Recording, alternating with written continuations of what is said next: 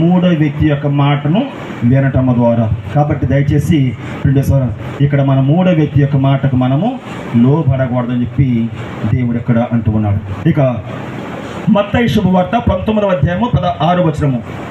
మత్తయి శుభవార్త 19:6.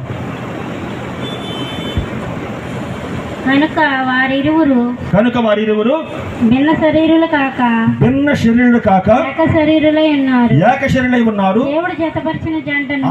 దేవుడు జతపరిచిన జంటను మానవ మాతుడు వేరు పరపరాదని చెప్పి పరిశుద్ధ వేద పుస్తకం మనకు చెప్తుంది పిండ సోదరు. కనుక దేవుడు జతపరుస్తున్నాడు. ఇక్కడ నీవు కాదు, నేను కాదు జతపరిచేది, ఇక్కడ ప్రసాదిని పావుని.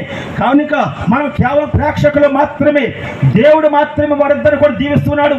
దేవుడు మాత్రం వారిద్దరు కూడా ఏకం చేస్తున్నాడు. దేవుడు మాత్రం వారిద్దరు కూడా బలపరుస్తున్నాడు. కాబట్టి ఈ దేవుడు బలపరిచే యొక్క జంటను, ఈ ప్రసాదుని యొక్క పావులని ఎవరైతే మానవ మతుడిని వాడు వేరుపరుస్తున్నాడో అలాంటి వాడు శాపగ్రస్తుడు.